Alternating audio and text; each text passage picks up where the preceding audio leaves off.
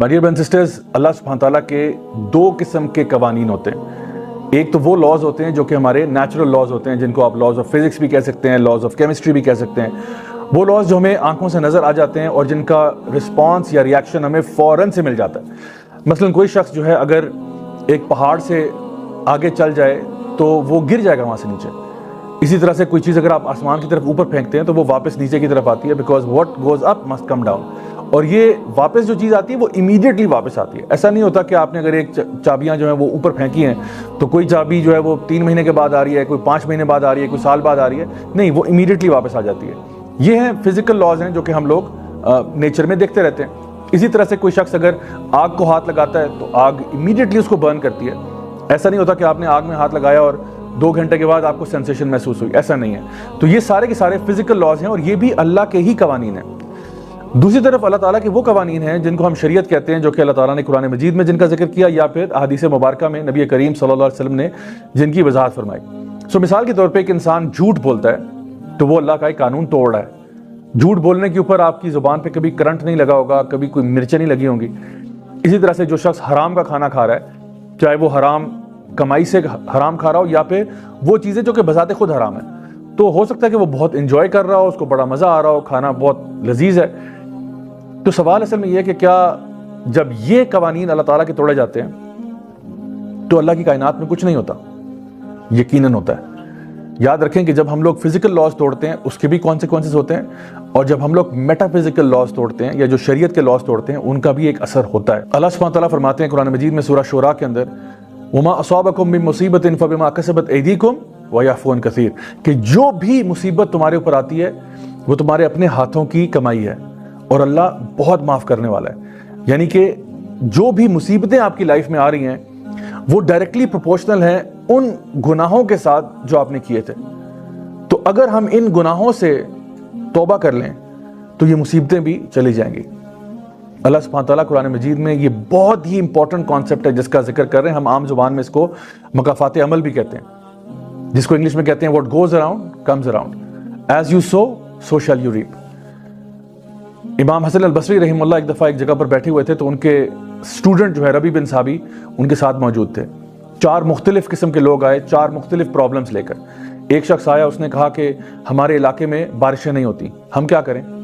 तो इमाम हसन अल बसरी रहमतुल्लाह ने फरमाया कि आप कसरत से इस्तिग़फ़ार करें। एक और शख्स आया, उसने कहा कि हमारे गाँव में, हमारे इलाके में भूख और प्यास बहुत ज़्यादा है, हम क्या करें? तो आपने कहा आप भी इस्तिग़फ़ार करें। एक और शख्स आया, उसने कहा कि जी मैं चाहता हूँ कि अल्लाह मुझे कोई औलाद दे कि मेरे बाद मेरा बिज़नेस संभालने के लिए, मेरा कारोबार संभालने के लिए मेरे काम आ सके, तो मैं क्या करूँ, मुझे कोई वजीफ़ा बताइए। तो आपने फरमाया आप इस्तिग़फ़ार करें। और फिर एक चौथा शख्स आया जिसने कहा कि मेरे पास बाग तो है, बाग में दरख्त भी हैं, लेकिन उन पे फल नहीं लगते, शेख साहब मुझे कोई वजीफ़ा बताइए। तो इमाम हसन अल बसरी ने फरमाया कि आप इस्तिग़फ़ार करें। अब इमाम साहब के जो स्टूडेंट थे रबी बिन साबी, वो सारा ये मंजर देख रहे हैं। तो उन्होंने कहा इमाम साहब ये कैसी बात है कि आपके पास 4 मुख्तलिफ लोग आए, 4 मुख्तलिफ मसाइल लेकर, और आपने चारों को ये कहा कि इस्तिग़फ़ार करें, आखिर क्यों?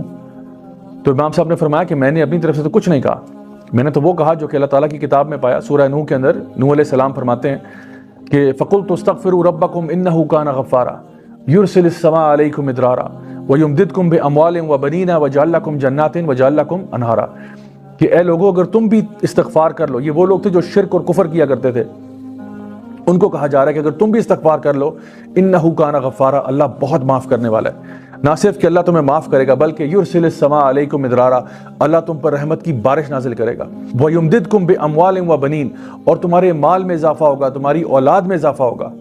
व जअल लकुम जन्नातिन व जअल लकुम अनहारा, और तुम्हें अल्लाह ताला बागात अता फरमाएगा और उनके बीच में से नहरों को जारी कर देगा। यानी इसको अगर एक वर्ड में समराइज किया जाए तो अल्लाह ताला तुम्हारी लाइफ में प्रॉस्पेरिटी ले आएगा, तुम्हारी लाइफ में खुशहाली ले आएगा।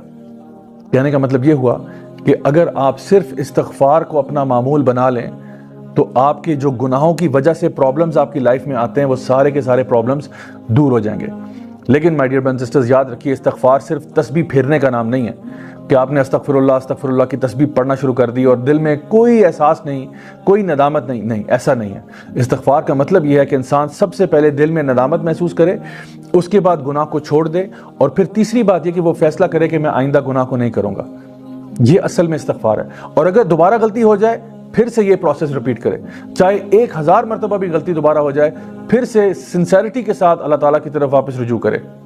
یاد رکھیے کہ جو کچھ بھی ہم برائیاں یہاں کرتے ہیں نا، یہ مت سمجھے کہ ان کا کوئی کانسیکوینس نہیں ہوتا، ان کا بالکل 100% کانسیکوینس ہوتا ہے۔ ابن ماجہ کی ایک حدیث ہے جہاں پہ نبی کریم صلی اللہ علیہ وسلم نے فرمایا کہ جب بھی علاقوں میں فورنیکیشن، اڈلٹری، بے حیائی، فحاشی پھیل جائے گی تو ایسا کبھی نہیں ہوا سوائے اس کے کہ اللہ تعالیٰ نے اس قوم کے اوپر ایسی بیماریاں بھیجی ہوتی ہیں جو نہ ان کے باپ دادا نے کبھی پہلے سنی تھی۔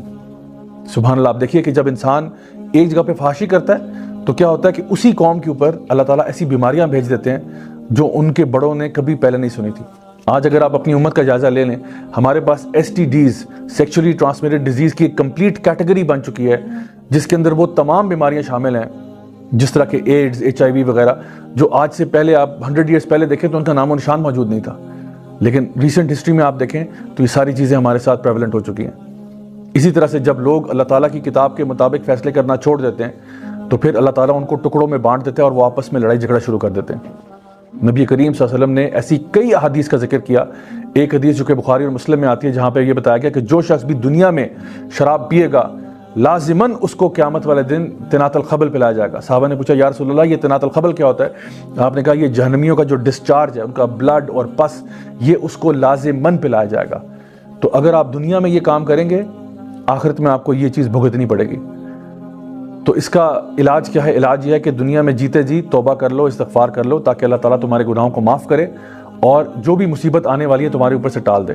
یونس علیہ السلام کی قوم انتہائی نافرمان قوم تھی، انہوں نے یونس علیہ السلام کو اتنا ڈسٹرب کیا کہ وہ وہاں سے چلے گئے، اور پھر کیا ہوا کہ اللہ تعالیٰ کا عذاب ان کی طرف آ رہا تھا۔ پوری قوم نے کلیکٹیولی توبہ کرنا شروع کی تو جو عذاب ان کی طرف آلریڈی آ رہا تھا اللہ تعالیٰ نے اس کو واپس کر لیا۔ اللہ اکبر۔ یہ ہے my dear brothers and sisters power of توبہ اینڈ استغفار۔ ایک اور حدیث ہے صحیح بخاری اور مسلم کی جہاں پہ نبی کریم صلی اللہ علیہ وسلم نے یہ بات ارشاد فرمائی کہ جو شخص بھی سونے اور چاندی کے برتنوں میں کھانا کھائے گا اس کے پیٹ میں جہنم کے ٹکڑے ڈالے جائیں گے۔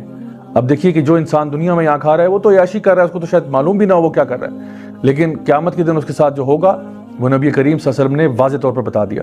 اسی طرح سے بے شمار اثرات ہیں گناہوں کے جو علماء بیان کرتے ہیں۔ شیخ صالح المنجد کی جو کتاب ہے سلسلہ مفسدات القلوب، اس میں انہوں نے بیان کیا کہ گناہ کرنے سے انسان کا علم کم ہو جاتا ہے، انسان کے رزق میں سے برکت اٹھ جاتی ہے، انسان کے دل میں خوف پیدا ہو جاتا ہے، انسان کی پرابلمز میں، ڈیفیکلٹیز میں اضافہ ہو جاتا ہے، اس کا دل، اس کا جسم کمزور ہو جاتا ہے، اللہ تعالیٰ کی اطاعت سے وہ دور ہو جاتا ہے، اور جتنی بھی اللہ تعالیٰ کی نعمتیں ہیں اس کے وقت میں، اس کی عمر میں، اس کی صحت میں، وہ سب کی سب اٹھا لی جاتی ہیں جب انسان اللہ تعالیٰ کی نافرمانیوں میں پڑ جاتا ہے۔